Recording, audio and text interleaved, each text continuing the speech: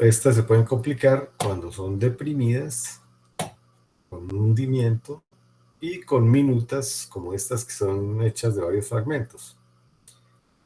Si tenemos una herida del cuero cabelludo sobre la herida, igual que en ortopedia, vamos a hablar de una fractura abierta, con el riesgo infeccioso que esto conlleva. Como les mencionaba, la gran mayoría son lineales y son a nivel de la bóveda del cráneo. Recuerden que en el cráneo tenemos lo que es la bóveda, la parte de arriba, y la base. Entonces, la gran mayoría van a ser lineales, no desplazadas, no diastasadas, y ya en menor proporción vamos a tener las deprimidas, como les comentaba, y las conminutas hechas de fragmento o compuestas cuando son tanto conminutas y deprimidas. Estas nos van a llevar a laceraciones de la dura madre y del parénquima cerebral. Hay casos en que vemos fragmentos de hueso metidos dentro del cerebro, en esas fracturas compuestas. En general, las fracturas de la base son más graves que las de la bóveda, en general. Sin embargo, pues no es la regla, ¿no? Entonces, clínicamente, ¿cómo sospechamos una fractura de base de cráneo? Si es en la fosa media o temporal, vamos a ver un hemotímpano o perforación timpánica. El paciente va a acusar una hipoacusia. Vamos a ver salida de líquido cefalorraquídeo por el oído y puede haber de entrada una parálisis facial periférica. Y también vamos a tener este signo que se llama el signo de Battle, que es una equimosis a nivel de la apófisis mastoide. Si encontramos a un paciente con anosmia, equimosis periorbitaria bilateral, que se llama signo de ojos de mapache, salida de líquido cefalorraquídeo por nariz, vamos a sospechar de una fractura del piso anterior, en la fosa frontal. Estas ilustraciones, como para recordar cómo se ven los ojos de mapache, cómo se ve un signo de Battle en caso de fractura de fosa media o temporal. Y si queremos ver clínicamente una fractura de fosa posterior, tenemos que ver el paladar y ver si hay una equimosis ahí a nivel de la faringe. Bueno, ahora vamos a hablar de varios términos que hay que conocer. Entonces, el primero es conmoción o concusión, con C, concusión. Entonces, es un paciente que presenta una pérdida de conocimiento temporal luego de un trauma más bien leve y el paciente recupera la conciencia. Si le hacemos un TAC, y va a tener un examen neurológico normal, y si le hacemos un TAC, no vamos a encontrar ningún tipo de alteración. Este simplemente se produce por una alteración temporal del sistema reticular ascendente que nos va a producir una pérdida de conocimiento de corta duración sin ninguna lesión. El paciente recupera y no hay ninguna alteración neurológica. Esta otra que se llama contusión, la anterior se llamaba concusión, en vez de T era una C. La contusión cerebral se parece a la anterior, pero pues hay una pérdida de conocimiento de corta duración y generalmente el paciente se despierta. La mayoría no va a haber lesiones alteración del examen neurológico, pero en algunos casos sí ya se va a observar. Y la diferencia es que en este sí ya va a haber una lesión orgánica. Si hacemos una tomografía, vamos a observar ya hemorragias focalizadas. Entonces aquí vemos en estas resonancias focos de contusión. Entonces los más expuestos son los polos, tanto frontales, temporales, como vamos acá, los temporales, y occipitales aquí atrás. También a nivel del cuerpo calloso contra la hoz del cerebro. Y en el tallo cerebral contra la tienda del cerebelo. Bueno, esta es otra que podemos tenemos que conocer este otro término que es daño axonal difuso o lesión axonal difusa. Entonces, es un paciente que llega en coma, no se despierta, inicialmente la tomografía, si se le hace, no se ve ningún tipo de lesión. Si pasan 24 horas y el paciente no despierta, teniendo un tag inicial normal, hacemos una resonancia y ahí sí ya vamos a ver los cambios que ya les voy a contar de qué se trata, característicos de la lesión axonal difusa. Entonces lo característico de este paciente es que llega en coma, no recupera la conciencia, se hace un tag y no se ve ningún tipo de lesión. Esto es porque hay unas lesiones hemorrágicas microscópicas que no se alcanzan a detectar en la tomografía. Ya les voy a mostrar algunos ejemplos. Entonces simplemente hay un daño microscópico con cizallamiento de los axones. Puede ser una lesión axonal difusa leve cuando dura la pérdida de conocimiento durante menos de 24 horas. Moderado a grave cuando pasa de esas 24 horas, y los severos si ya duran de 2 semanas para arriba, pudiendo permanecer meses o incluso años. La gran mayoría de pacientes que tienen lesión axonal difusa, tanto moderada como severa, pues van a quedar con un poco de secuelas, entre ellas las más importantes, alteraciones cognitivas, motoras como espasticidad y ataxia.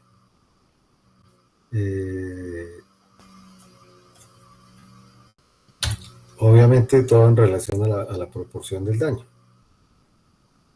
Ahora vamos a hablar de algunas colecciones hemáticas que son los hematomas. Entonces empezamos a hablar de este que es el subdural, que está entre el hueso, por debajo de la dura madre y contra la corteza cerebral, en un espacio que es virtual, que es el espacio subdural, pero cuando hay estas hemorragias se va a abrir y nos va a dejar ver esa colección. Entonces, lo más frecuente es producido por desgarro de venas puente que están entre la corteza y el seno longitudinal superior. Tenemos dos tipos de hematomas, unos que llaman agudos y otros crónicos. Los agudos los vamos a ver. La sangre fresca se ve blanca en las tomografías y la sangre antigua se ve negra, o sea, hipodensa.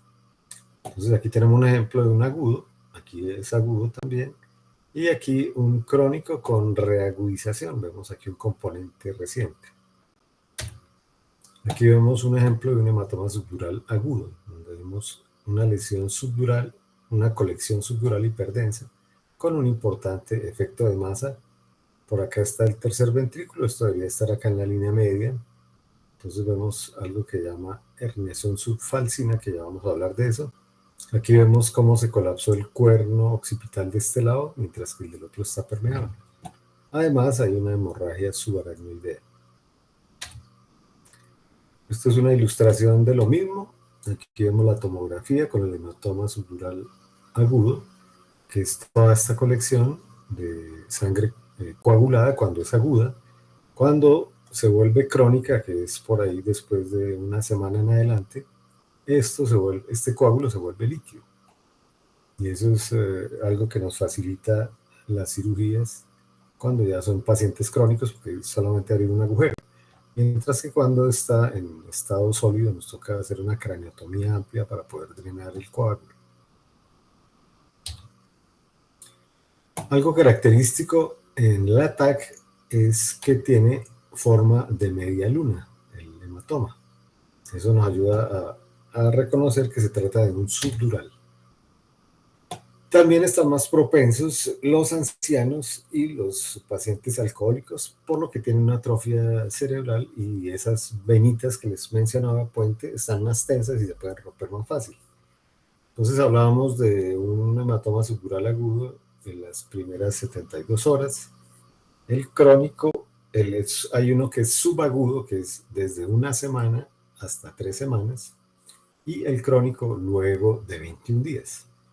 Entonces, pues en el agudo vamos a ver manifestaciones de inmediato, en el subagudo por ahí después de una semana, y en el crónico por lo menos después de 21 días. Entonces este es el que más se ve en ancianos. Entonces un paciente que tuvo una caída de la cama, de la silla, o cualquier caída leve, se resbaló en la ducha, por ejemplo, no hubo ninguna pérdida de conocimiento. Entonces, como les comentaba, va a haber un sangradito venoso pequeño que va a ser por goteo, hasta que ese espacio se va a llenar y va a empezar a ejercer efecto de masa. A diferencia de los agudos, que sí es un sangrado masivo que nos va a deteriorar al paciente de inmediato. Aquí tenemos entonces un ejemplo de hematoma subdural crónico, este frontoparietal derecho y este frontoparietal bilateral. Otro hematoma muy importante de reconocer es el hematoma epidural. Este sí es producido por un sangrado arterial, en este caso la implicada es la arteria meningia media. Entonces, como es desgarro arterial, pues la presión es mucho más importante y el deterioro va a ser mucho más rápido. El 75% de casos se asocia con alguna fractura craneal, el otro 25% no va a haber fractura. Y es más frecuente en adultos jóvenes. Algo característico de la clínica es algo que llamamos intervalo libre.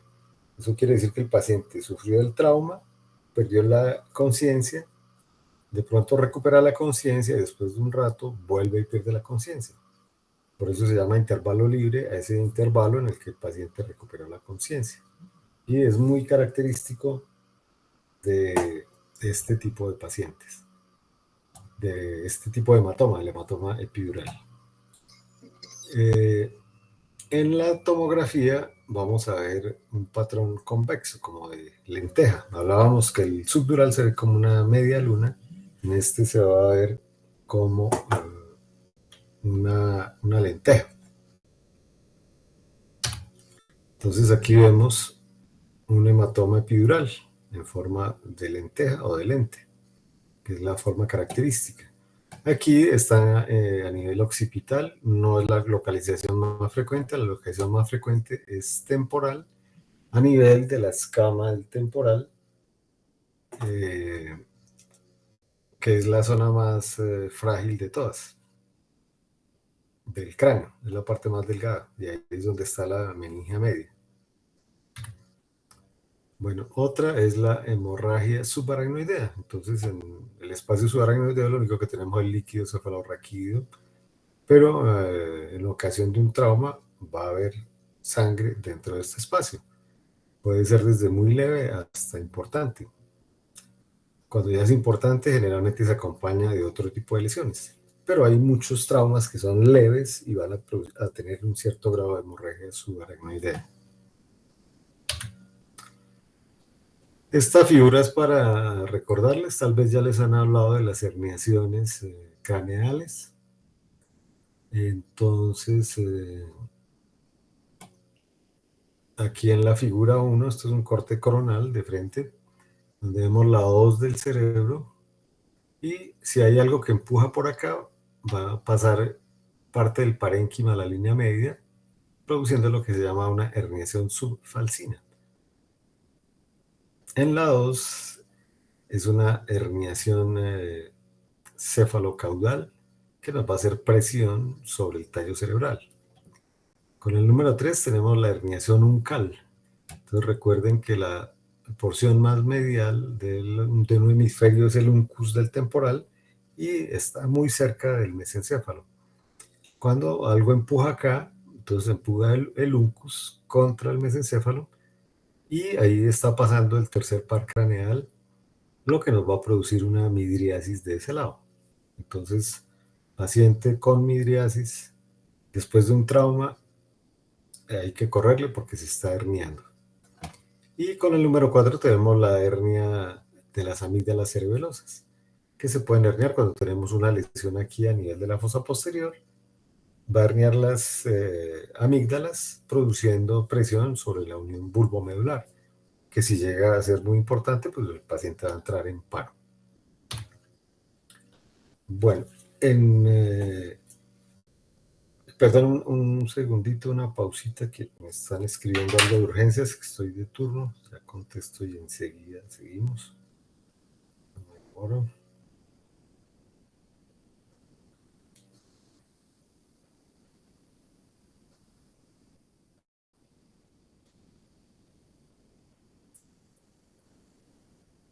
Kevin, estoy en clase, tampoco me desocupo, le contesto, gracias. Si hay algo muy urgente, me insiste.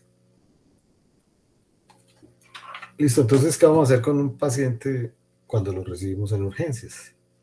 Entonces, como todo tipo de paciente, tenemos que estabilizarlo. Entonces, ver que tenga una adecuada vía aérea, que esté respirando bien, que la circulación esté bien compensada. Una vez compensado el paciente, ahí sí pasamos a valorar su estado neurológico. Pero no al revés, que primero miramos a ver cómo está, y mientras tanto el paciente de pronto está choqueado, o está haciendo apneas, o está en paro respiratorio. Entonces siempre estabilizar los pacientes y después ahí sí vemos el estado neurológico. Hay varias clasificaciones de trauma craneoencefálico. Este se lo pongo aquí a ejemplo de cosas que se usaban antes, pero que no son muy objetivas y que cambian de examinador en examinador. Entonces, el que seguimos usando es la escala de Glasgow. Recuerden que un trauma craneoencefálico leve corresponde a Glasgow 14-15, moderado desde 13 hasta 9, y por debajo de 8 hablamos de trauma craneoencefálico severo. Aquí para que no se les olvide cómo es la escala de Glasgow y se la sepan de memoria. En cuanto a estudios, pues vamos a iniciar, vamos a requerir estudios de apoyo en la gran mayoría de pacientes con trauma. A los que no le hacemos ningún tipo de imagen es al paciente que no sufrió pérdida en el conocimiento y está asintomático con examen neurológico normal. Esos son traumas Glasgow 15 sin ningún tipo de afectación. Eventualmente pues pueden venir hasta con una herida de cuero cabelludo, la manejamos. Y por lo demás, el paciente que tuvo pérdida de conocimiento, así sea de corta duración, que se queja de cefalea, que está con emesis repetitiva, y en particular si tiene algún signo de focalización neurológica, eso quiere decir el que tiene una anisocoria, el que tiene una parálisis facial, el que tiene una monoplegia, una hemiplegia, etcétera, o que ha convulsionado, todos esos les vamos a pedir TAC. El TAC es la imagen de elección en trauma craneoencefálico. Siempre van a venir con ventana ósea, toca revisarlos completamente y vamos a verificar en la ventana ósea pues que no hayan fracturas. Radiografías, como les decía, de cráneo no las usamos, pero sí es importante hacer radiografía de columna cervical. Esta en particular en pacientes que tengan dolor cervical o pacientes que tengan alteración del estado de conciencia y que no sepamos cómo fue, o accidentes de alto impacto, como accidentes de moto o de vehículos. La resonancia no es de elección en primera línea y en trauma prácticamente solo la usamos en los pacientes que sospechamos lesión axonal difusa. Y no se hace el primer día, sino se debe hacer después del segundo día para ver si realmente hay lesiones a favor de la lesión axonal difusa. La otra ventaja del ataque es que ya hay muchos sitios donde se encuentra y es un estudio que se hace en menos de 5 minutos, lo cual nos permite tener un diagnóstico rápido y determinar si hay un manejo quirúrgico, por ejemplo, o qué conducta vamos a tomar. Aquí algunos ejemplos. Entonces, un hematoma epidural, como les decía, de forma biconvexa. Aquí sí es temporoparietal derecho. Aquí tiene algo de contusión hemorrágica. Un subdural aguda en forma de media luna, más bien. Acompañado además de hemorragia subaracnoidea. Aquí vemos la gran herniación subfalcina que nos corre todo para allá, corre toda la línea media. Y aquí hay sangre en el cuerno occipital izquierdo. Esto es una hemorragia subaracnoidea. Normalmente pues no vemos así como acá, no vemos los espacios subaracnoideos, y aquí los vemos bien dibujados, vemos muy bien el polígono de Willis, por ejemplo. Aquí polígono de Willis, la cisterna perimesencefálica y la tienda del cerebelo. Todo eso es porque hay sangre. Aquí un ejemplo de contusión cerebral. Entonces la contusión es hemorragia. Puede ser varias pequeñas o unas grandes, a veces son bastante grandes y requieren manejo quirúrgico. Aquí vemos que estas son varias pequeñas, pero unidas nos hacen un efecto de masa importante con herniación subfalcina. Aquí efecto de masa solamente sobre el cuerno de este lado. Esto es un ejemplo de daño axonal difuso o lesión axonal difusa, lo que les decía que solo vemos después de 24 horas en la resonancia. Entonces lo que vamos a ver es lesiones en particular a nivel del cuerpo calloso. Aquí vemos hartas hemorragias pequeñas y esto no lo vamos a ver en una tomografía, solo lo vemos acá. También vamos a ver hemorragias a nivel de la corona radial de la sustancia blanca. Y en este caso en particular vemos incluso en el tallo cerebral y en el cerebelo. Aquí otras contusiones. Aquí una gran contusión que ya nos forma un hematoma y aquí una pequeña satélite. Acá vemos un edema cerebral donde hay borramiento de... Aquí vemos, por ejemplo, cisterna perimesencefálica, vemos todo esto. Aquí se borra completamente por el edema tan importante.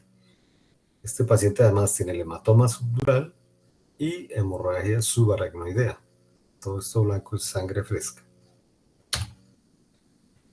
Bueno, entonces, ¿cuándo vamos a dejar hospitalizado a un paciente después de un trauma craneoencefálico? Entonces, siempre que el paciente presente alguna alteración neurológica, cualquiera que sea, como confusión, agitación, disminución del estado de conciencia, si hay signos o síntomas neurológicos focales, si convulsionó, si hay una intoxicación por alcohol o drogas, que eso hay que tenerlo en cuenta. A veces dice uno, pues el paciente está borracho, mandémoslo para casa, que se está borracho, y resulta que no se despierta porque ya tuvo un Glasgow 8 y ya toca estudiarlo y vigilarlo, ¿no? Y también cuando hay enfermedades médicas significativas asociadas. Y obviamente si en la tomografía encontramos presencia de sangre o alguna fractura, pues obviamente tenemos que dejarlo hospitalizado. En los principios de manejo, pues todas las medidas básicas que ya habíamos hablado y algo que es útil en cualquier grado de trauma craneoencefálico es optimizar el retorno venoso. Una medida sencilla es elevar la cabeza a 30 grados, como estábamos acá, para mejorar ese retorno, disminuir el edema y asegurarse de que no haya aumento de presión intraabdominal que nos haga valsalva, que nos vaya a impedir el buen retorno venoso. Entonces, mantener una buena vía aérea, una analgesia adecuada, porque hay pacientes que están con mucho dolor y si tienen mucho dolor se empiezan a agitar. Incluso en algunos pacientes hay que sedarlos y asegurarnos de que van a tener una correcta ventilación y oxigenación. Sí, hay que hacer reanimación, hay que hacerla. En pacientes, recuerden que por debajo de 8, Glasgow 8, los pacientes deben ser intubados. Y si presentan ya lesiones importantes, van para cuidados intensivos. Esto con el propósito de mantener una buena presión de perfusión cerebral, porque si no la mantenemos y hay edema o hay lesiones que están produciendo hipertensión endocraneana, pues nos van a producir secundariamente isquemia, como lesiones secundarias. Evitar la hiper y la hipoglicemia. Un trauma siempre va a desencadenar un cierto grado de hiperglicemia, pero hay que tener cuidado en los pacientes diabéticos, por ejemplo. Y hay que hacer una vigilancia neurológica. Entonces hay algo que llama hoja neurológica, donde se va a consignar y el médico determina si la quiere cada 15 minutos, cada media hora, cada 2 horas. La llena el personal de enfermería y entre eso está sobre todo, fuera de los signos vitales, está el tamaño de las pupilas y el Glasgow y si aparece alguna lesión motora. Entonces, eso nos va a permitir ver si empieza a haber un descenso rápido de la escala de Glasgow, es porque algo malo está pasando. Y eso nos permite identificar rápidamente si el paciente tiene alguna lesión que sea susceptible de manejo quirúrgico que requiera remisión pronta. Obviamente, si tenemos tomografía, pues nos va a ayudar muchísimo más, ¿no? Bueno, aquí solo para mencionarles la presión de perfusión cerebral. Para medirla tenemos que medir la presión arterial media menos la presión intracraneal. Para medir la presión intracraneal tenemos que tener un dispositivo dentro del cerebro. Entonces esto solo lo podemos hacer a nivel de cuidados intensivos. Se lo menciono para que sepan, pero pues para el médico general no va a ser el manejo que tenga que afrontar. En cuanto a las intervenciones quirúrgicas, pues van desde las simples suturas de cuero cabelludo. Recuerden que el cuero cabelludo es muy hemorrágico y a veces se nos olvida por estarle parando bolas a otras lesiones de que eso está sangrando y puede llegar incluso a choquear a un paciente, una herida grande de cuero cabelludo. Si tenemos una fractura de cráneo compuesta, pues también va a requerir cirugía, y si detectamos que hay cualquier tipo de hematoma, puede requerir manejo quirúrgico previa valoración por neurocirugía. Quería insistirles a ustedes como médicos generales en este primer punto, que es suturar las heridas.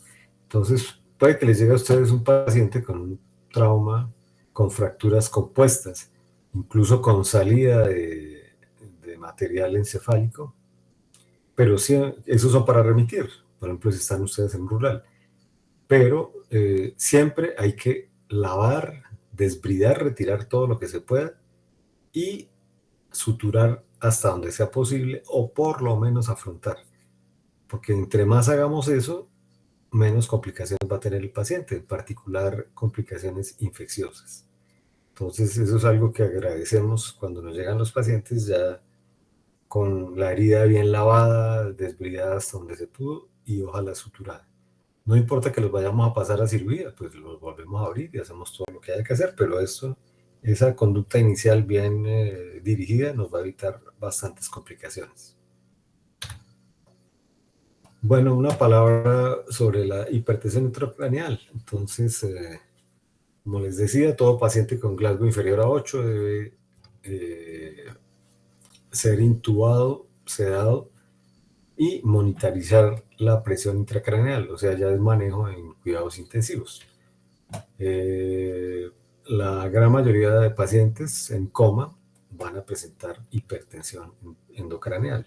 Entonces el manejo inicial va a ser médico. La meta es mantener ya con medición de PIC menor a 15 a 20 milímetros de agua. Si vemos que la presión se mantiene ahí con medicamentos, perfecto, pero si vemos que de pronto de forma abrupta se aumenta esa presión, pues se hace una nueva TAC para ver si hay alguna lesión que requiera manejo quirúrgico. Incluso en los pacientes de traumas moderados, por ejemplo, o leve, si usted ve que hubo un gran cambio de la escala de Glasgow, hay que repetir los TAC cuantas veces sea necesario. No es que porque ya le pedí uno, no le puedo volver a pedir otro, sino en 24, en 48 horas, no. Si hay un deterioro, vuelve y juega otro TAC. Bueno, entonces si vemos la necesidad, repetimos los TAC y ahí definimos si requiere alguna resección quirúrgica. Los pacientes van ya, este es como el manejo solo para que lo conozcan, no es para que lo aprendan porque no va a ser de su ejercicio. Entonces van a cuidados intensivos donde van a estar bajo sedación. Y donde el objetivo principal es mantener una buena presión de perfusión cerebral. Así nos toque con vasopresores, con lo que sea. Y el manejo del edema cerebral va a ser con diuréticos osmóticos como el manitol o con sustancias hiperosmóticas como solución salina al 0,9%. También se puede utilizar la hiperventilación. Y en casos extremos se lleva coma barbitúrico para disminuir al máximo el metabolismo cerebral, bajando el consumo de glucosa y oxígeno. Y en algunos países se utiliza hipotermia, llevando a los pacientes hasta 33 grados. Aquí en Colombia realmente no lo hacemos. Bueno, después de que ya ha pasado todo eso, entonces hablemos de las secuelas. Entonces, los pacientes, obviamente los de leve, pues difícilmente van a tener secuelas, pero de moderado para abajo pueden tener desde convulsiones postraumáticas, una epilepsia postraumática, hidrocefalias, el síndrome postraumático, que ya vamos a hablar de qué se trata, y encefalopatía traumática crónica, que se comporta como una enfermedad degenerativa, y también enfermedad de Alzheimer y demencias postraumáticas. El síndrome postcontusión o postraumático es un síndrome que se presenta, puede ser inmediatamente o incluso hasta meses después del trauma, y se caracteriza por la habilidad emocional, cefalea, mareos, cansancio fácil, insomnio, y todos los estudios que usted le hace son normales, sobre todo imágenes. Y los test neuropsicológicos van a ser variables. El manejo de esto es puramente sintomático. Esto ya son imágenes de pacientes con secuelas, luego de que ya se resolvió lo de su situación. Entonces, vamos a ver zonas de pérdida de tejido, que se llama malasia. Entonces, por ejemplo, aquí se perdió esta parte del temporal. Al retraerse, se agranda el ventrículo. Eso se llama mal llamado hidrocefalia ex vacuo. El nombre correcto eso es dilatación compensadora ventricular. Entonces aquí no es que haya hidrocefalia, en la siguiente vamos a hablar de hidrocefalia y les mostraré cómo es una hidrocefalia. Aquí lo que vemos es dilataciones ventriculares por atrofia. Esto es intraoperatorio del drenaje de un hematoma subdural agudo. Por acá está la oreja, por acá está la frente. Aquí vemos donde se abrió el cuero cabelludo. Este es el borde óseo. Esto es la dura madre que está reclinada. El cerebro que está un poco contuso, con algo de hemorragia subaracnoidea, como lo vemos acá, y el coágulo que se está retirando. Y eso era lo que quería contarles hoy.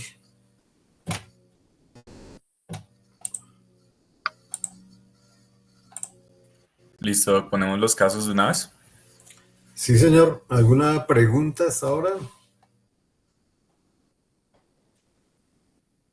Bueno, si tienen alguna duda y si no, al final. Y bueno, sigamos con los casos, Diego. Listo, sí, señor, ya presentamos. Bueno.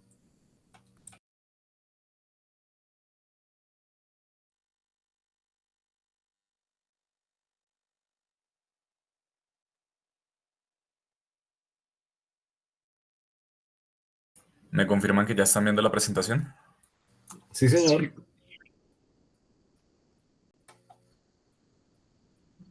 Entonces, buenas tardes, compañeros y docente.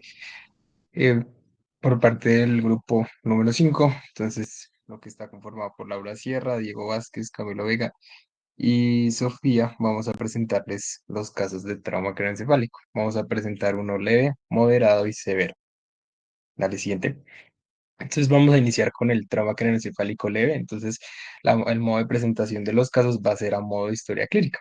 Entonces, en este caso, el motivo de consulta del paciente, cito textualmente, me pegaron con un balón en la cabeza. Dale, siguiente. Respecto a la enfermedad actual del paciente, es un paciente masculino de 30 años quien refiere un cuadro clínico de una hora de evolución consistente en cefalea holocraniana de intensidad 6/10 en la escala análoga del dolor, que se exacerba con el movimiento y disminuye con la quietud. Este dolor se genera secundario a un trauma directo en la región frontal, en la cabeza, de la cabeza con un balón de baloncesto. Esto mientras jugaba un partido de este deporte. Él comenta que durante el momento, o sea, en el momento que tuvo el impacto, los que estaban con él tuvo un episodio de desorientación que duró 5 minutos, pero que se resolvió espontáneamente. No refiere más síntomas asociados y decide acudir por el dolor de cabeza. Dale, siguiente. Como antecedentes personales no refiere a antecedentes patológicos, médicos ni quirúrgicos, antecedentes familiares o padres hipertensos desde los 50 años y por la revisión por sistemas no se hallan o no refiere síntomas en otros sistemas diferentes. Al examen físico, entonces los signos vitales del paciente de ingreso estaban en una tensión arterial de 110 la sistólica y 84 la diastólica de milímetros de mercurio, la frecuencia cardíaca estaba en 85 latidos por minuto, la frecuencia respiratoria estaba en 14, la saturación de oxígeno estaba en un 90% y la temperatura corporal estaba en 36 grados Celsius. A la apariencia general es un paciente que llega por sus propios medios, está en adecuada apariencia general, aparente o en estado general, alerta, hidratado, febril, sin signos de dificultad respiratoria. A la inspección se ve la presencia de quimosis violácea de más o menos de 5 centímetros en la región frontal del rostro. Y al examen neurológico es un paciente que está alerta, se le realiza el Glasgow y está 15/15. Entonces, eh, la función ocular pues es espontánea, en la función a nivel del habla pues se le entiende, está orientado y en la función motora pues él responde a las órdenes.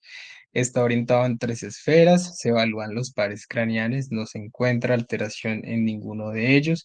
La coordinación no presenta alteración. La fuerza, según la escala de Daniels, está 5/5. Los reflejos osteotendinosos están 2 cruces, no hay alteración. Y sin alteración en la sensibilidad superficial y profunda de la cara y del resto del cuerpo. Dale, siguiente. Como tal, lo que se hace el diagnóstico es un paciente masculino de 30 años con un trauma craneoencefálico leve, secundario a un golpe con balón de baloncesto y una conmoción cerebral asociada.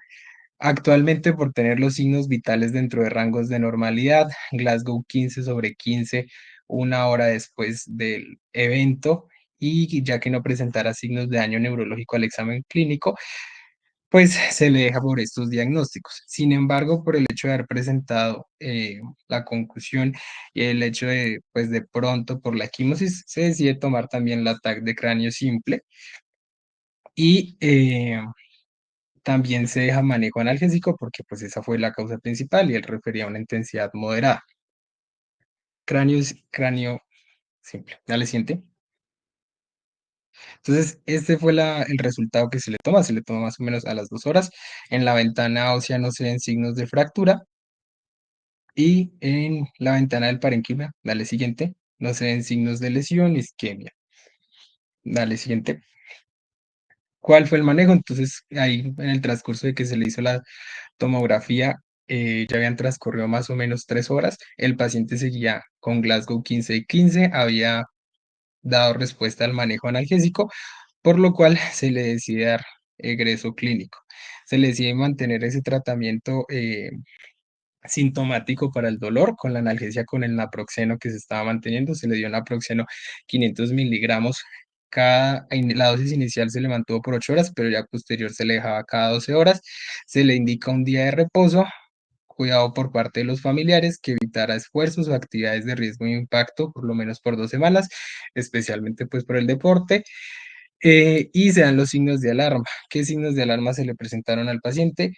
Entonces, si no se controlaba el dolor de cabeza con la analgesia, con la medicación, volver a acudir, si presentaba fiebre, que no tuviera de origen durante estas 2 semanas, volver a acudir, si tenía pérdida de la fuerza, si tenía alteración en la visión, si tenía vómitos, si presentaba un episodio de desorientación, si de pronto veían convulsiones, si de pronto veía salida de sangre por algún orificio, si veía alteración de la marcha o alteración del equilibrio, pues volver a acudir. Como tal, pues se le dieron las medidas del trauma craneoencefálico leve, que era pues el descartar algún proceso o demás, la evaluación por lo menos por el primer tiempo posterior a lo que fue el trauma. Más o menos las primeras 6 horas estuvo en observación, no se le vio deterioro del Glasgow ni el estado de conciencia y la imagenología no reportó ningún daño ni fractura y además de eso respondió al manejo analgésico. También citaban que, digamos, el trauma craneoencefálico leve, la indicación del TAC, pues como lo decía el profe, siempre tener en cuenta si de pronto hay signos sugestivos de fractura, hay signos que puedan de daño neurológico o haya tenido pues la concusión o la pérdida del estado de conciencia transitoria. También citan tener en cuenta que los pacientes que tengan, o digamos, el Glasgow por debajo de 14, también que hayan presentado más de 2 episodios eméticos, que ya estén en edades avanzadas, por lo menos más de 65 años, o que, digamos, haya sido por algún mecanismo peligroso, pues aún más necesaria la evaluación con imagenología. Sin embargo, pues en este caso, el paciente se le hizo por la conclusión y por descartar la fractura y se dio pues los manejos generales del trauma craneoencefálico leve.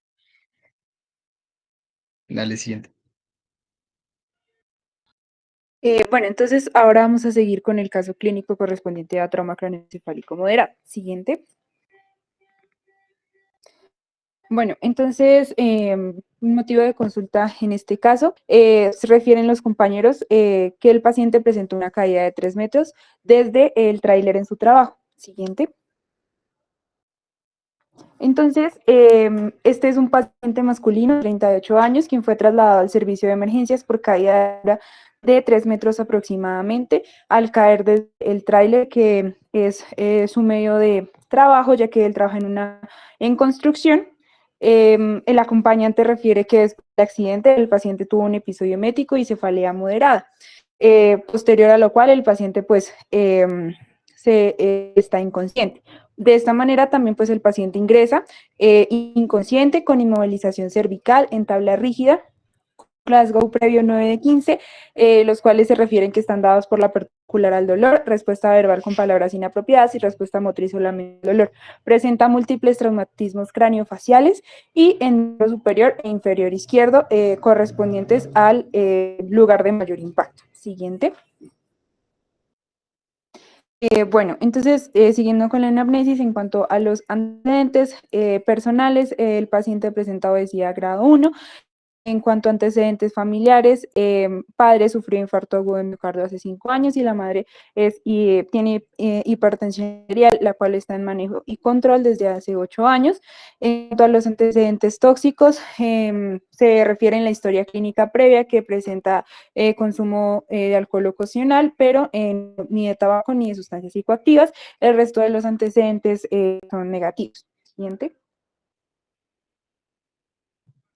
Entonces, al momento del ingreso y la valoración, en el examen físico, pues se encuentra un paciente con signos vitales con una presión arterial de 150-95 milímetros de mercurio, frecuencia cardíaca de 110 latidos por minuto, una frecuencia respiratoria de 12 y una saturación de 90.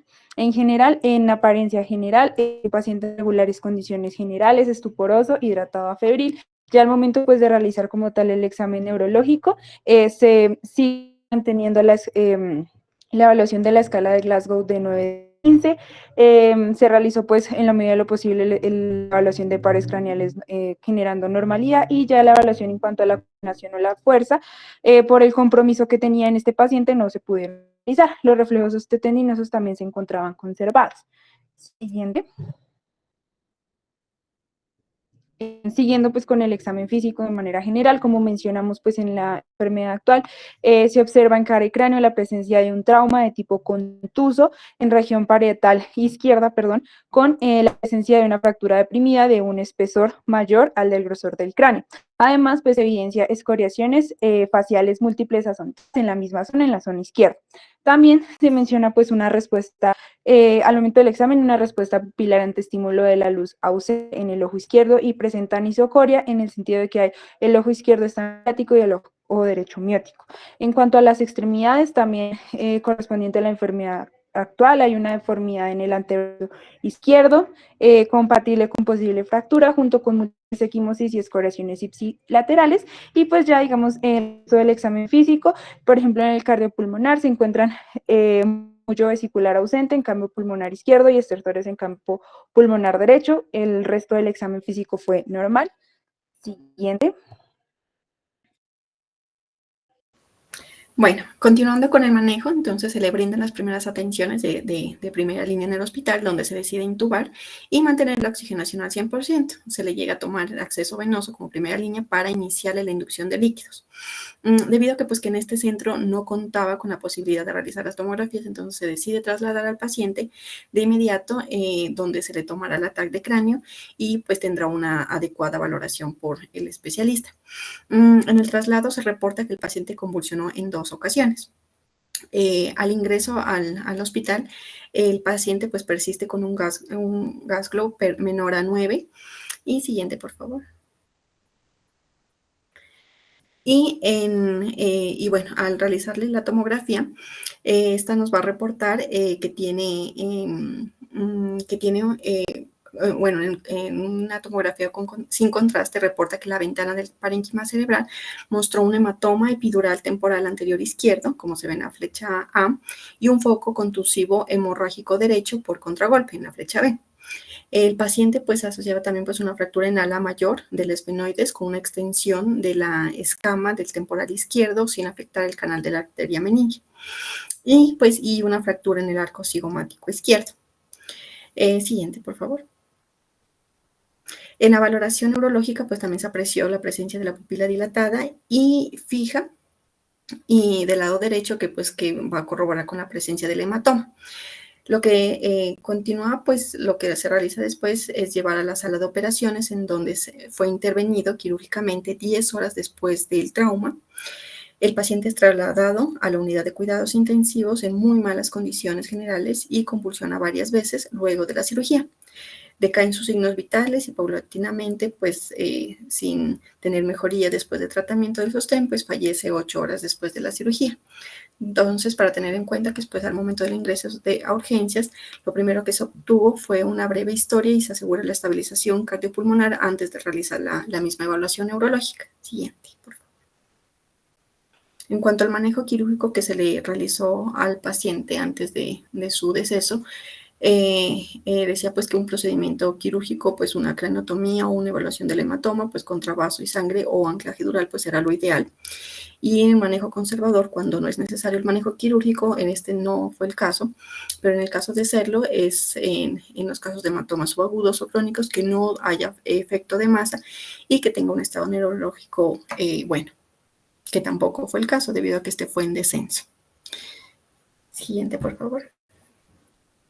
Y pues para los criterios en alta, cuando no tiene, cuando las posibilidades son mejores que las del caso, entonces hay una mejoría clínica del estado del paciente valorada por un electrocardiograma, una evidencia neuroimagenológica de evaluación total del hematoma con una evacuación total y que tenga ausencia de complicaciones. Siguiente.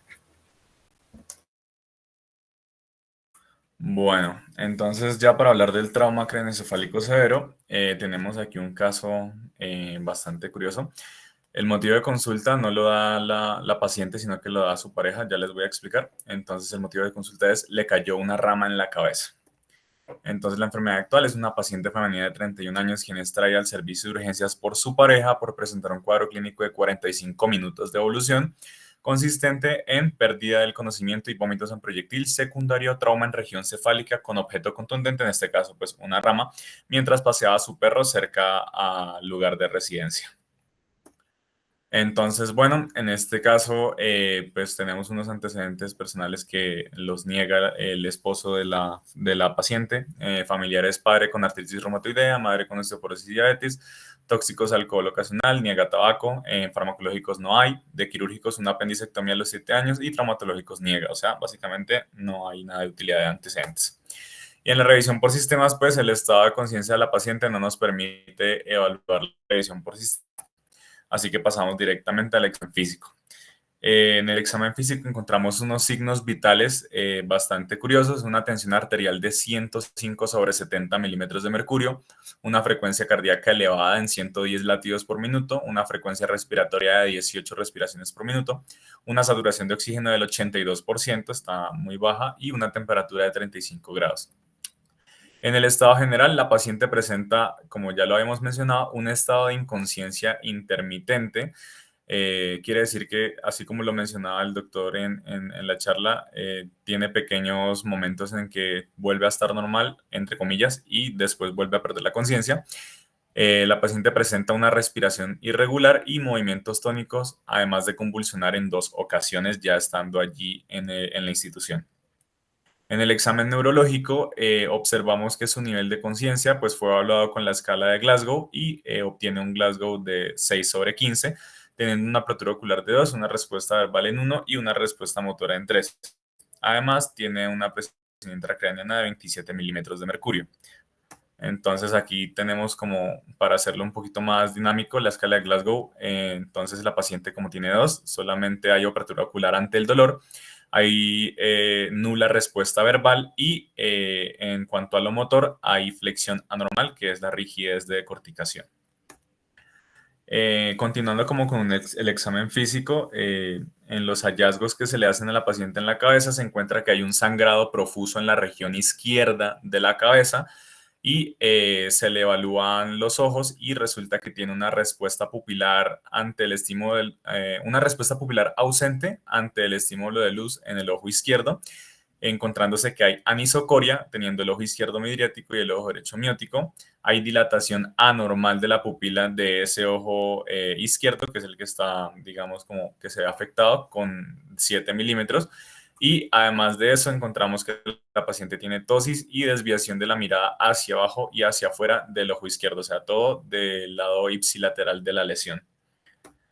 Entonces, bueno, ya como tal, haciendo el abordaje, tenemos que tener en cuenta qué es lo que vamos a solicitar como en este caso tan característico, y es todos los estudios que se utilizarían en este caso como de urgencia para darle el abordaje más adecuado a la paciente en el menor tiempo posible. Entonces tenemos que tener en cuenta que el daño cerebral frecuentemente es afectado como por esas lesiones primarias como por lesiones secundarias. Entonces, cuando tenemos ya presencia de hipoxia y la hipotensión que presenta esta paciente, ya lo podemos asociar con una mortalidad bastante alta. Por lo tanto, es importante que empecemos en estos pacientes de trauma craneoencefálico severo, como tal, hacer como esa estabilización cardiopulmonar rápidamente. Entonces, lo que tendríamos que empezar aquí es o sea, no es como hacer un paso y luego el otro, sino mientras estamos pidiendo una cosa, vamos haciendo la otra. Entonces, le vamos a pedir gases arteriales a la paciente y un cuadro hemático en los que tenemos que darnos cuenta que la presión de dióxido de carbono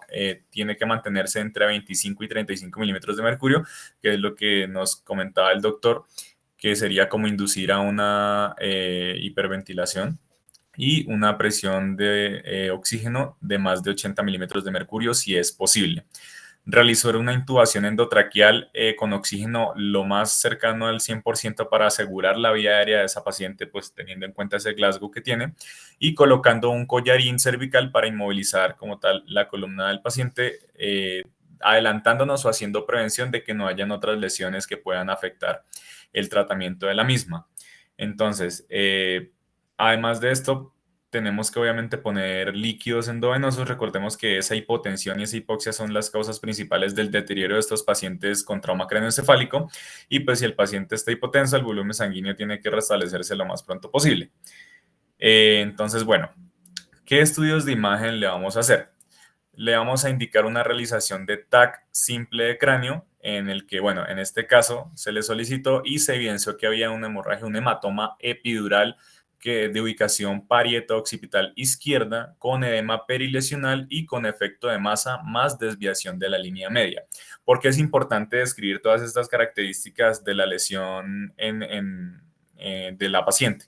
Porque hay una escala que se llama la escala de Marshall, que se hace después de la realización del TAC, en el que vamos a clasificarla en 1, 2, 3, 4, 5 grados o más, dependiendo de los hallazgos que tengamos. Entonces, si existe lesión, vamos a clasificarla en estos grados, y asimismo vamos a poder predecir el riesgo de hipertensión intracraneal, que recordemos que ya esta paciente la tiene en 27 milímetros de mercurio, y el riesgo de mortalidad. Entonces, en este caso, pues sabemos que hay una línea media desplazada, sin embargo, pues no se midió cuántos milímetros, y pues hay un efecto de masa. Entonces, pues dependiendo de esto, tendríamos que utilizar esta escala de Marshall e ir clasificando a la paciente. Entonces, estas son las 3 imágenes que se tomaron. Aquí vemos la tomografía axial, estamos viendo la paciente pues como de abajo hacia arriba y la lesión aquí se ubica en región parieto-occipital izquierda, como decía. Vemos que hay una desviación de la línea media.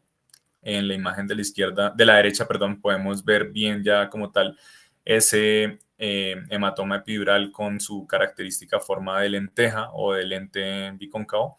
Y pues en la imagen de abajo ya tendríamos un corte coronario ubicando al hematoma en el mismo, como tal, en otro plano, pero pues en esa misma ubicación parieto-occipital, viendo que se alcanza a apreciar también en este corte la desviación de la línea media. Diego, es Entonces, bueno, coronal, no coronario. Coronario es por allá más abajo. eso, coronal, qué Sí. pena. Gracias, doctor. Listo, entonces, ¿qué le vamos a hacer a esta paciente? Se decide que lo mejor, obviamente, es pasar las salas de cirugía y realizar una intervención quirúrgica ese mismo día, lo más pronto posible. Y lo que se le hace es, se realiza una craniectomía descompresiva con drenaje del hematoma epidural. Lo normal es que en estos pacientes se deje un DREN, digamos que en ella se dejó un DREN de Jackson Pratt y pues sería lo ideal es internarla en UCI y empezar a cuantificar también cuánto ha drenado ese, bueno, valga la redundancia, ese DREN en las siguientes 6 horas. Después de esa internación en UCI hay que hacer seguimiento y control tanto de la presión intracraniana como del drenaje, como del estado de conciencia de la paciente y hacer como tal ese monitoreo porque la paciente la clasificamos en este caso como una paciente neurocrítica. Entonces, en este seguimiento, ¿qué más se hizo? Entonces, el monitoreo cardiorrespiratorio permanente, se tiene que hacer una antibiótico terapia, ya que pues el objeto contundente es un objeto pues externo. Si hubo sangrado profuso, como se mencionaba en los hallazgos, pues tenemos que anticiparnos a cualquier infección que pueda presentar el paciente, además que fue intervenida quirúrgicamente. Se tiene que hacer control de las convulsiones que estaba presentando y control de la temperatura corporal. Se hace sedanalgesia profunda. En este caso, pues como ya la paciente está en UCI, se hace la sedación con fentanil y propofol en infusión continua y se usan relajantes musculares, en este caso el rocuronio. Se utiliza también el control con tomografía también computarizada cada 6 a 8 horas para determinar que efectivamente ese hematoma que drenamos no está volviendo a ocupar ese mismo espacio, sino que el DREN está sirviendo. Entonces, pues ese control va a ser importante para determinar que no necesita una intervención adicional posterior. Además de eso, también tener en cuenta pues que esa esa intubación endotraqueal que le realizamos a la paciente, pues es importante mantenerla. Entonces vamos a continuar con ventilación mecánica para lograr ese oxígeno mayor a 90% y esa presión de dióxido de carbono entre 28 y 30 milímetros de mercurio, por lo que mencionábamos de la importancia de tener a la paciente o a este paciente neurocrítico en hiperventilación que ayuda a la disminución de ese edema cerebral. Mantener una tensión arterial media entre 85 y 90 milímetros de mercurio y como lo mencionaba el doctor, se hace una administración de solución hipertónica. En este caso pues se decidió una al 7%, que esas soluciones hipertónicas van a ser como antiedema cerebral y también es importante realizar un manejo metabólico. Bueno, o sea, eso no es como tal nutrición, sino que en pacientes con trauma cráneoencefálico severo existe siempre un estado de hipermetabolismo. Entonces, como tal, ese hipercatabolismo o esa hiperglicemia implica que hay un aumento de los requerimientos calóricos de los pacientes que normalmente se presentan también en pacientes con quemaduras. O sea, un paciente con quemaduras y un paciente con trauma craneoencefálico tienen requerimientos metabólicos muy grandes. Y bueno, este hipermetabolismo, una mnemotecnia sencilla que mencionaba la literatura es que va a ser siempre inversamente proporcional al Glasgow. O sea, a menor puntaje de la escala de Glasgow, mayor va a ser el requerimiento metabólico del paciente. Ahora, bueno, el uso de diuréticos como la furosemida puede ayudar bastante a estos pacientes y el doctor mencionaba el uso del manitol de 0,25 gramos hasta 1 gramo, pues en este caso lo puse en las unidades de miligramos. Entonces, manitol 250 miligramos por kilogramo de peso cada 4 horas. en la literatura se mencionaba que ojalá no se superara la osmolaridad sérica de 320 milimoles sobre litro, porque pues igual es algo que hay que estar vigilando constantemente. Y vamos a retirar este medicamento cuando la paciente neurocrítica alcance una presión intracraniana de menos de 20 milímetros de mercurio, porque pues es algo que va a causar como tal una toxicidad si lo continuamos en infusión en el paciente. Bueno, eso es lo de el trauma craneoencefálico, pero esperen, creo que falta. ¿Podrías actualizar, porfa, Diego? Sí. Ahí está, solamente que... Ya. Gracias.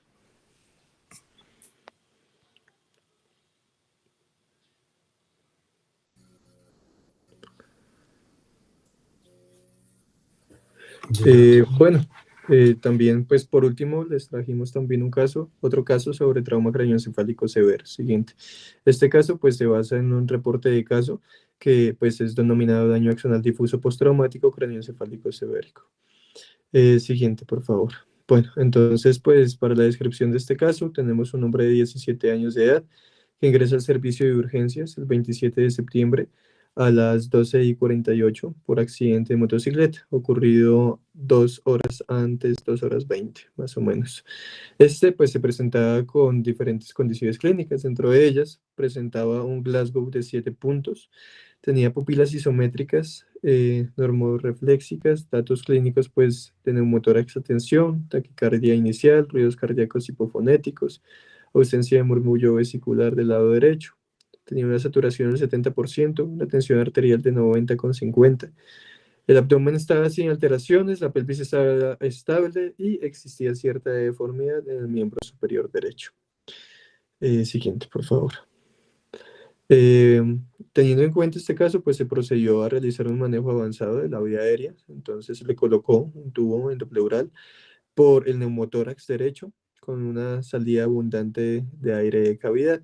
También se le estabilizó y se le manejó con ciertos medicamentos como la buprenorfina, la cefotaxima, ranitidina, fenitoína e infusión de propofol. Posterior a ello, fue sometido a una cirugía 24 horas después, en la cual pues se encontró un hemoperitoneo con un trauma esplénico grado 4, trauma hepático grado 2, un trauma de colon transverso con una reparación lacerosa y 2 hematomas retroperitoneales no evolutivos. Después de esto, pues se trasladó a UCI con los siguientes signos clínicos: 80-50 de tensión arterial, una frecuencia cardíaca de 92 latidos por minuto, una frecuencia respiratoria de 18, una temperatura de 36, y pues estaba bajo asistencia mecánica ventilatoria, con una tendencia hemodinámica a la hipotensión, pues pese al uso de norepinefrina en infusión, y pues se mantenía en sedación por trauma craneoencefálico y probable edema cerebral. Siguiente, por favor. Tenía ciertos resultados de laboratorio, entonces, pues dentro de estos resultados, ¿qué fue lo que precisamente se encontró? Se encontró pues una glucosa 155, urea 19, BUN 9, creatinina 1,46, sodio 144, potasio 2,70, cloro 107, hemoglobina del 10,3, plaquetas de 299,000 y leucocitos de 16,000. Siguiente.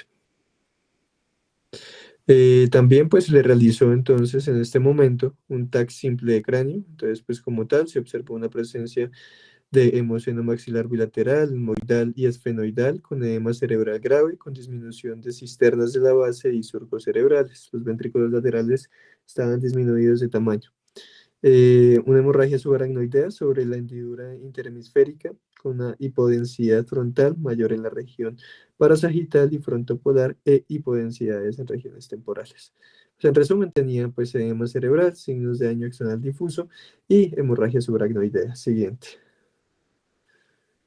A la valoración pues clínica por el servicio de neurología, encontraba pues estupor con movimientos oculares y reflejo de oxígeno, pupilas de 3 milímetros, se observaba pues papila, ptosis palpebral derecha, automatismo respiratorio con ritmo de Kussmaul, con entrada en campos pulmonares pero con presencia de broncoespasmo, ya que tiene sibilancias y está febril y diaforético. Una frecuencia cardíaca de 127 latidos por minuto, una saturación de 96 y una tensión arterial de 120-70. Aquí pues ya hemodinámicamente estaba de cierta manera un poco mejor. Con tetraparesia, la fuerza 1 de 5 en extremidades inferiores y 2 de 5 en superiores. Con reflejos sociotendinosos en extremidades superiores, pues una cruz y ahí inferiores 3 cruces. Con Chaddock y Babinski negativos, y una parecida del tercer nervio craneal izquierdo con una afectación de la pupila. Siguiente. Este pues es un TAC simple de cráneo que se le realizó, ya el anterior que les comenté era el 2 de octubre, este ya era el 30 de octubre. Primordialmente pues importante tener en cuenta que este ya reportaba ciertos higromas bilaterales frontales de aproximadamente 8 milímetros de ancho, con un reforzamiento giral frontal, parasagital y parietal bilateral. También pues se observaban higromas subdurales en regiones occipitales con hipodensidad en sustancia blanca, que pues estas son sugestivas de daño axonal difuso, con una dilatación moderada en los ventrículos laterales y en el tercer ventrículo, y pues esta dilatación leve del cuarto ventrículo. No tenía datos tampoco de hemorragia reciente. Siguiente, por favor. Entonces, pues dentro de la discusión es importante pues primero tener en cuenta que a lo largo de este caso se habló bastante sobre las diferentes pruebas diagnósticas, una de ellas era el TAC. Importante tener en cuenta que dentro de estos estudios la resonancia magnética es la que tiene una mayor sensibilidad. Sin embargo, pues como lo demostraban dentro de este caso, este hace parte de una revista mexicana, pues las circunstancias de los medios que tenían precisamente no eran las mejores o más tecnológicas, y por tanto pues tenían también una herramienta que era el TAC. Sin embargo, pues importante recordar que la resonancia magnética es aquella que tiene más. También pues que dentro de las imágenes se podían también observar ese daño axonal difuso posterior eh, a todo el cuadro que presentó. Ya vemos que un ataque inicial fue el 2 de octubre y el posterior fue el 30 de octubre. Este pues demostraba ciertas microhemorragias y se podía, por ejemplo, que podría ser concordante con aquellas que tienen que ver, por ejemplo, con aquellas microhemorragias típicas del daño axonal difuso, que suelen ser de la sustancia gris y la sustancia blanca, que suelen ser también, pueden encontrarse en cuerpo calloso, el sistema ventricular y el mesencéfalo, y en algunos casos que se reporta alrededor del solo el 10% de los pacientes, pues pueden reportar también esta microhemorragia dentro de la unión pontina mesencefálica. Por otra parte, pues también dentro de la clínica, pues es importante tener en cuenta que este pues presentó cierto trauma craneoencefálico severo, pues tenía una lesión anatómica con una alteración funcional del contenido craneal en un politraumatizado con una escala de Glasgow menor a 8, y también tenía un daño axonal difuso por aquella pérdida de la conciencia pues en las fases agudas y subagudas de la lesión, con una pobre recuperación en la fase crónica, que pues precisamente son típicos entonces de estos casos. Siguiente. Por otra parte, pues cuando el paciente ingresó a urgencias, se procedió pues primero a realizar un manejo de vía aérea, importante como ese enfoque guiado como el ABCD. Entonces, pues primero se le buscó la vía aérea mediante intubación endotraqueal, también se le evalúa con el electrocardiograma, eh, y también pues se indicó ciertos monitoreos de signos vitales y la saturación de oxígeno. El tratamiento inicial pues también consistió en realizar cierta evaluación hemodinámica. Entonces aquí pues se le realizó también, aparte de la hemodinámica, una evaluación neurológica, y pues se fundamentó también según pues como tal las diferentes indicaciones como tal de la TLS, y pues siempre buscando también eh, diferentes recomendaciones para hipotensión de la Brain Trauma Foundation, que también era como otro tipo. Estas, otro tipo como de procedimiento a seguir. Estas principalmente pues son aquellas estrategias que buscan evitar la hipotensión y la hipoxemia mediante pues el monitoreo de la presión arterial y la oxigenación, pues ya que pues se ha demostrado que ambas tienen una influencia como tal deteriorante en la recuperación de los pacientes con trauma craneoencefálico severo.